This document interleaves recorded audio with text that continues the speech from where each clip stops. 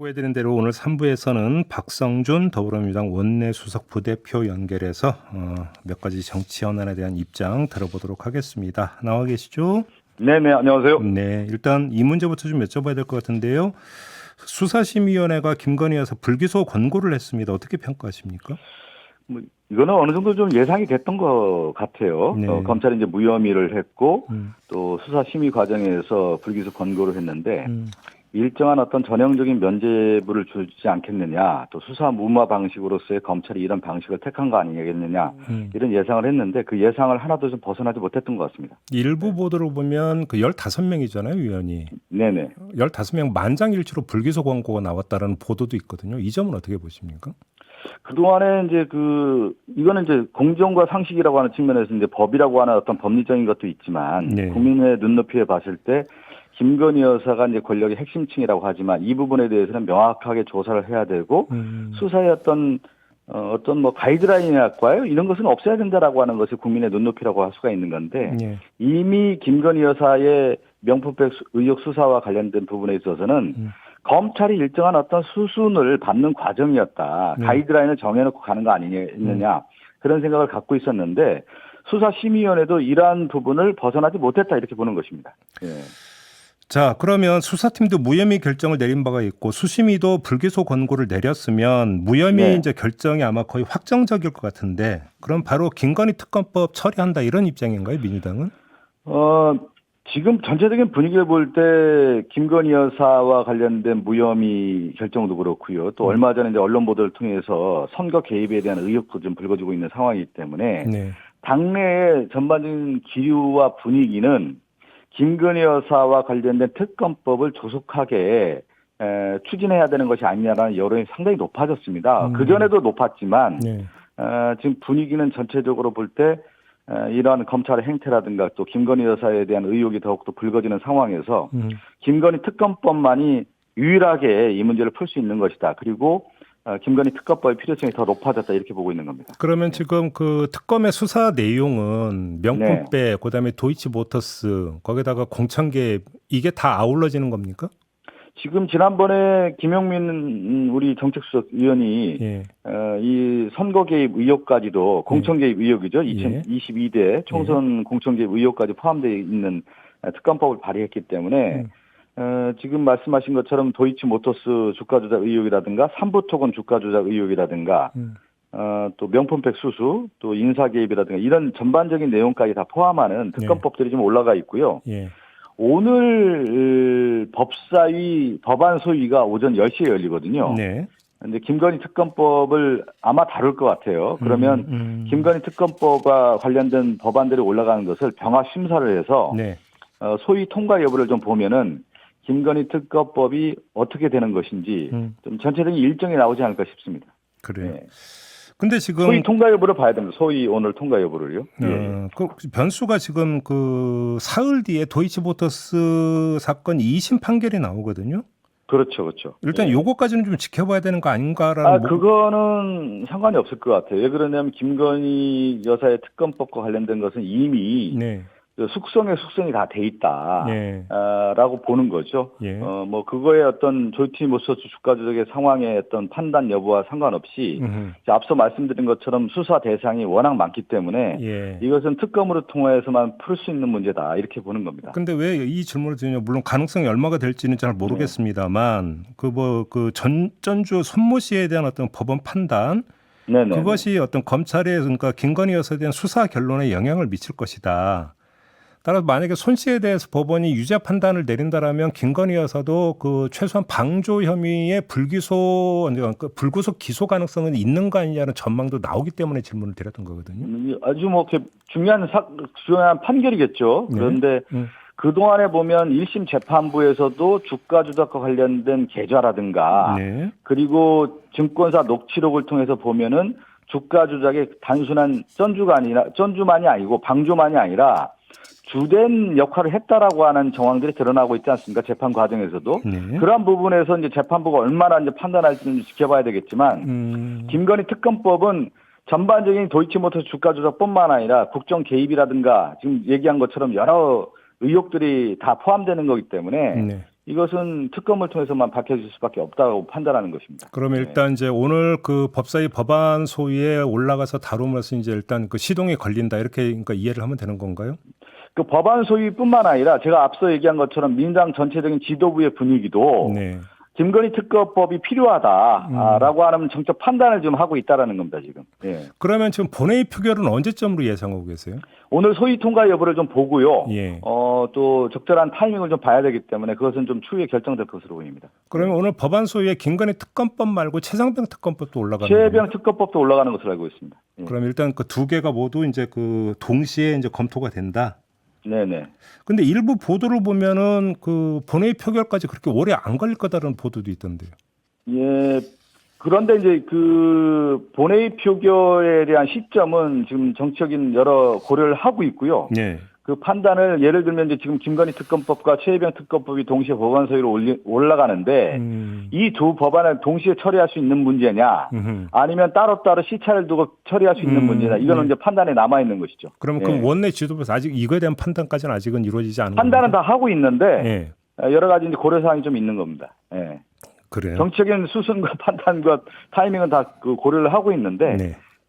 그 부분은 이제 아직 최종 결정만 남아 있다고 볼 수가 있습니다. 그러면 전략상 아직은 비밀입니까? 그렇다고 볼 수 있습니다. 예. 알겠습니다. 그렇지만 뭐 지도부는 지금 당 지도부도 그렇고요, 원내 지도부도 그렇고 예. 김건희 여사 특검법이 조속히 통과시켜야 된다라고 하는 여론이 상당히 높습니다. 지배적이라고 볼 수 있습니다. 조속히 예. 예. 알겠습니다. 여야 의정 협의체 있잖아요. 예?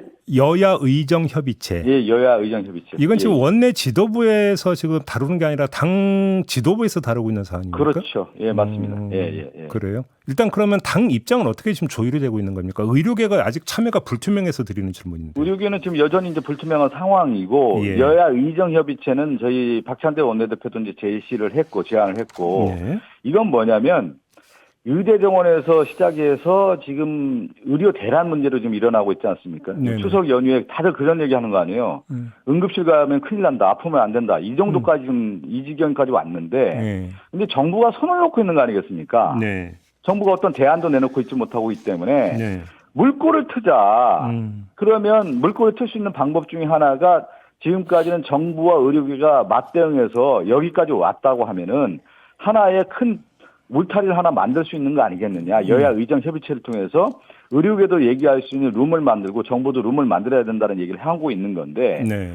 지금도 여야 의정 협의체에서 여당도 좀 필요하다고 느끼고 있단 말이죠. 그럼 정부가 여기서 조금 더 전향적으로 나와야 되는데 원론적 수준에서 있다 보니까 더욱더 좀 답보 상태에 빠져 있는 거 아닌가 싶습니다. 근데 저희가 조금 전에 이제 그 전국 의대교수협의회하고 인터뷰를 했어요. 근데 네네네. 입장이 상당히 완강한 게 2026학년도로 말할 것도 없고 25학년도 당장 내년 것도 백지화해야 된다. 이 입장이 아주 일관되게 이야기를 하던데 근데 또 이 문제에 대해서 용산은 확실하게 선을 긋고 있지 않습니까? 네네네. 이래버리면 여야의정 협의체가 가동이 될지도 일단 의아하고 가동이 된다 손 치더라도 뭐가 합의점에 도출이 될지도 의아한데 어떻게 보십니까?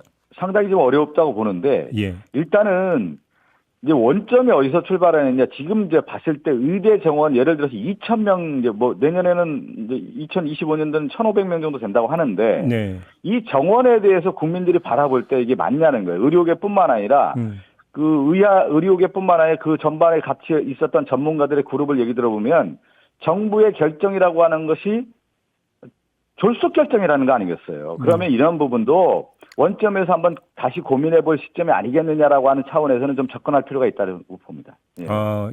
내년도도? 그게 출발이 그렇기 때문에 네.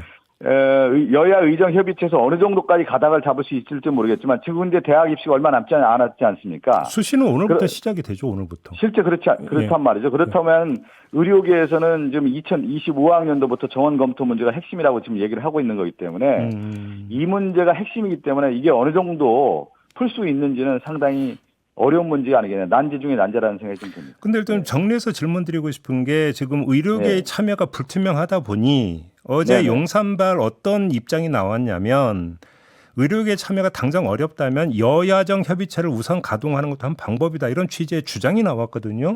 자, 여기서 그러면 야의 입장이 중요한데 민주당의 입장은 어떤 겁니까? 아니, 저는 가장 중요한 게 당사자라고 할 수가 있는 거 아니겠습니까? 예. 의료계가 빠진 상태에서 이 문제를 풀 수가 있는 것이냐. 음. 그렇기 때문에 여야 의정 아니겠습니까? 제가 앞서 얘기한 것처럼 정부가 손을 놓고 있는 상황에서 의료계와 대치선선만 있었던 거 아니겠습니까? 그렇죠. 이걸 풀기 위해서는 정치권이 여야가 필요하다라고 하는 부분에 있어서 협의체인데 네. 그럼 가장 중요한 핵심 기관이라고 할 수 있는 의료계가 빠졌을 경우에 그것은 어떤 의미가 있겠습니까?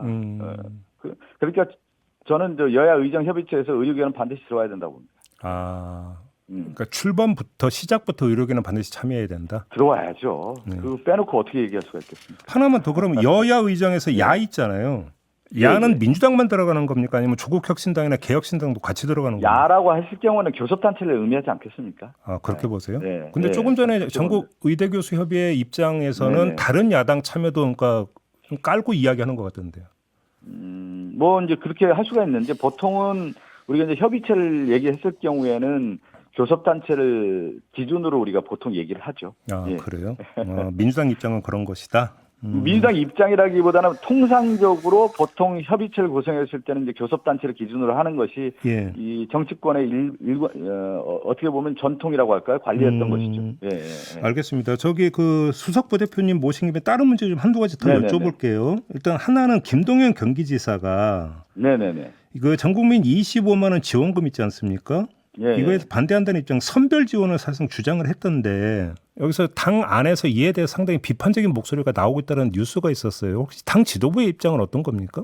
뭐 당 지도부는 일관된 입장 아니겠습니까? 전 국민 25만 원에 대한 것은 무슨 뭐 복지 정책도 아니고 경제 정책이라는 거 아니겠어요? 예. 경제 정책이라고 하는 것은 지금에 있는 경제의 악순환 구조, 경제가 상당히 이제 파탄 지경에 이를 정도로 지금 자영업자라든가 소상공인이 어렵기 때문에 그 여파를 뚫기 위한 하나의 방안으로서 경제 정책으로서 25만 원을 해서 경제 선순환 구조를 만들자라고 하는 것이 민주당의 일관된 입장이기 때문에 뭐 김동연 지사의 어떤 개인적인 생각인지 모르겠지만 민주당의 전체적인 방향과는 완전히 다르다고 생각합니다. 근데 지금 완전히 다르다고 표현해 주셨는데 근데 제가 이 네. 질문을 왜 드렸냐면 전에 이제 그 다른 분 인터뷰 때도 제가 이 문제를 여쭤봤더니 진성준 정책위 의장이나 정성호 의원 같은 경우 만약에 그 지원금 지급에만 합의를 본다면 선별 지원도 얼마든지 논의할 수 있다라는 입장을 저희 인터뷰에서 얘기한 바가 있었거든요. 지금 저희들도 그렇게 얘기를 하고 있지 않습니까? 이재명 당대표도 25만 원 관련된 지급에 있어서의 네. 여당과 협의에 있어서 선별적 지급도 충분히 수용할 수 있는 문제이기 때문에 대통령실이나 정부 여당이 이 안을 가져와서 서로 협의를 해보자 이런 부분이고 그러니까 이 전 국민 25만 원과 관련된 부분에 있어서는 앞서 얘기한 것처럼 경제 정책으로 봐서 네. 추석에 지금 국민들 되게 어려운데 이거 물꼬를 터보자는 거 아니겠습니까? 네, 그런 네. 차원에서의 어떤 여지를 만들자라고 하는 것이 민주당의 일관된 주장이라는 것이죠. 예. 그래요.